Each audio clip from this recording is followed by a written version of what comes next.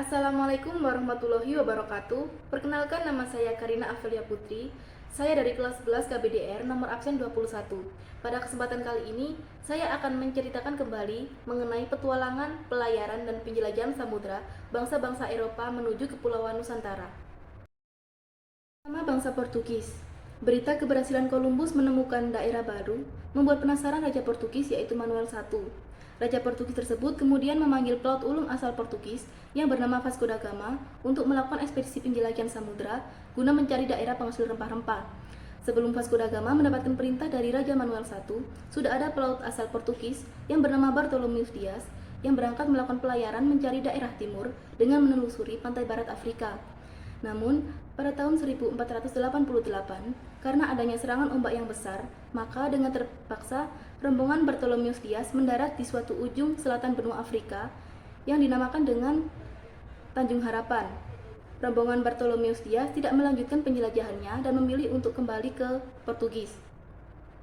Pada bulan Juli 1497, rombongan Vasco da Gama berangkat dari pelabuhan Lisabon untuk memulai penjelajahan samudra. Rombongan Vasco da Gama mengambil rute yang pernah dilayari Bartolomeus Dias. Atas petunjuk dari pelaut bangsa Maor yang telah disewanya, rombongan Vasco da Gama mendarat sampai di Calicut dan Goa di pantai barat India. Kedatangan Vasco da Gama ternyata sudah menyiapkan patok batu yang disebut dengan Batu Padrao, di mana batu tersebut sudah diberi pahatan lambang bola dunia. Jadi setiap daerah yang disinggahi kemudian dipasang batu tersebut sebagai tanda bahwa daerah yang ditemukan itu adalah milik Portugis. Bahkan di Goa, India, Portugis berhasil mendirikan kantor dagang yang dilengkapi dengan benteng.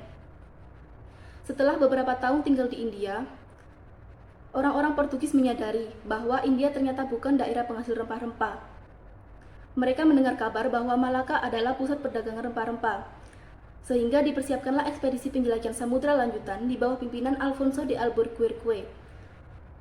Rombongan Alfonso de Albuquerque berhasil mendarat di Malaka dan menguasai Malaka.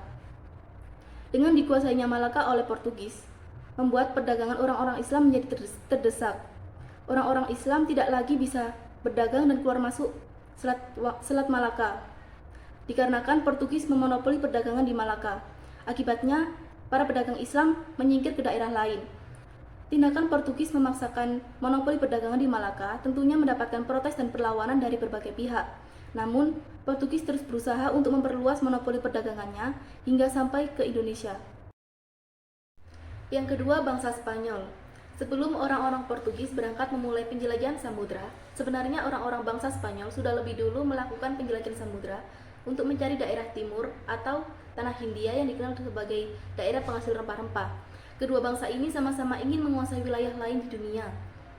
Hal ini menyebabkan keprihatinan Paus Julius II untuk menjaga kerukunan di antara keduanya. Maka, diadakanlah perjanjian pembagian wilayah yang diadakan di Tordesillas, Spanyol pada tanggal 7 Juni 1494. Perjanjian ini isinya adalah wilayah di luar Eropa dibagi menjadi dua dengan garis meridian 1550 km di sebelah barat Kepulauan Tanjung Verde, di mana belahan sebelah timur dimiliki dan dikuasai oleh bangsa Portugis, sedangkan di belahan sebelah barat dikuasai dan dimiliki oleh bangsa Spanyol. Sebelum berangkat memulai penjelajahan samudra, Christopher Columbus menghadap kepada Ratu Isabella untuk mendapatkan perizinan dan dukungan darinya. Pada tanggal 3 Agustus 1492, rombongan Columbus berangkat dari pelabuhan untuk memulai ekspedisinya. Atas dasar keyakinan bahwa bumi itu bulat, maka rombongan Columbus bertolak dari Spanyol berlayar menuju ke arah barat. Pada tanggal 6 September 1994, rombongan Columbus mendarat di Kepulauan Kanari di sebelah barat Afrika dan dilanjutkan untuk mengarungi lautan yang dikenal luas dan ganas, yaitu Samudra Atlantik. Pada tanggal 12 Oktober 1494, rombongan Columbus mendarat di pantai bagian dari Kepulauan Bahama yang dinamakan dengan San Salvador. Kemudian berikutnya, Columbus kembali berlayar dan mendarat di Kepulauan Haiti. Keberhasilannya, merasa ekspedisinya berhasil, Columbus memutuskan untuk kembali ke Spanyol. Keberhasilannya mendarat di Kepulauan Bahama dan Kepulauan Haiti membuat Columbus diakui sebagai penemu daerah baru, yaitu benua Amerika. Hal ini tentunya mendorong para pelaut lain untuk melanjutkan penjelajahan samudra ke dunia timur. Maka berangkatlah ekspedisi penjelajahan lanjutan di bawah pimpinan Magellan. Magellan mengambil rute yang mirip dilayari oleh rombongan Columbus. Setelah terus berlayar, rombongan Magellan mendarat di suatu ujung selatan benua Amerika. Di tempat ini terdapat Selat Magellan yang sempit. Melalui selat inilah, Magellan dapat meninggalkan Samudra Atlantik dan memasuki Samudra Pasifik. Pada bulan Maret 1521, rombongan Magellan mendarat di Guam. Pada bulan April 1521, rombongan Magellan mendarat di Kepulauan Masava yang dikenal dengan Filipina. Magellan menyatakan bahwa daerah yang ditemukan ini sebagai koloni dari Spanyol. Tindakan Magellan tentunya mendapatkan pertentangan dari penduduk setempat, sehingga terjadilah pertempuran di antara kedua belah pihak. Rombongan Magellan yang berhasil meloloskan diri dari pertempuran dan berada di bawah pimpinan Sebastian Elcano melanjutkan penjelajahan samudra dan berhasil mendarat di Kepulauan Maluku yang merupakan daerah penghasil rempah-rempah. Tanpa pikir panjang, kapal-kapal rombongan Sebastian Elcano dipenuhi oleh rempah-rempah dari Maluku dan mereka pun segera kembali ke Spanyol. Yang ketiga, bangsa Belanda. Pada tahun 1596, Belanda datang ke wilayah Nusantara. Di tengah-tengah revolusi, kegiatan perdagangan Belanda di Eropa, terutama di pusat perdagangan di Lisabon, terus berkembang, sehingga Belanda pun tidak mengalami kesulitan dalam memperoleh rempah-rempah. Tetapi semenjak Portugis berada di bawah pimpinan Spanyol, maka orang-orang Belanda dilarang keluar masuk Lisabon. Maka dari itu, orang-orang Belanda berusaha mencari daerah penghasil rempah-rempah. Pada tahun 1594, Willem Barents mencoba berlayar mencari daerah timur yang dikenal dengan daerah penghasil rempah-rempah dengan melalui daerah Kutub Utara. Namun, ia gagal melanjutkan penjelajahannya karena kapalnya terjepit es di Kutub Utara. Sehingga, ia mendarat di sebuah pulau yang dinamakan dengan Novaya Zemlya. Pada tahun 1595, pelaut asal Belanda yang bernama Cornelis de Houtman dan Peter de Keyser memulai pelayaran dan penjelajahan samudra untuk mencari daerah penghasil rempah-rempah. Pada tahun 1596, Cornelis de Houtman berhasil mencapai Kepulauan Nusantara dan mendarat di Banten. Cornelis de Houtman berambisi untuk memonopoli perdagangan di Banten, dan hal ini tentu saja tidak bisa diterima oleh rakyat dan penguasa Banten. Sehingga Cornelis de Houtman beserta armadanya diusir dari Banten dan mereka pun kembali ke Belanda.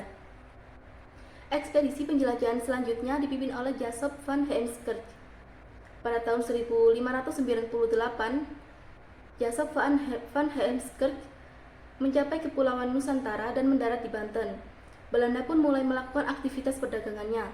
Kapal-kapal mereka mulai berlayar ke arah timur dan singgah di Tuban, dan dilanjutkan berlayar ke timur menuju ke Maluku. Kedatangan Portugis mendorong perdagangan rempah-rempah semakin meluas, bahkan Lisabon menjadi pusat perdagangan rempah-rempah di Eropa Barat.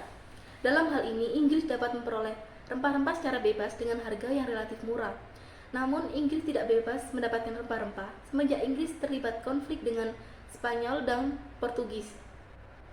Oleh karena itu, Inggris mengadakan pelayaran dan penjelajahan samudra untuk mencari daerah penghasil rempah-rempah. Pada tahun 1498, Inggris pertama kali sampai di India dengan mengikuti jejak Vasco da Gama. Pada tahun 1600, Inggris membentuk kongsi dagang dengan India yang diberi nama East India Company. Didirikannya kongsi dagang ini bertujuan untuk memperkuat daya saing pedagang Inggris di dunia timur. Pada tahun 1579,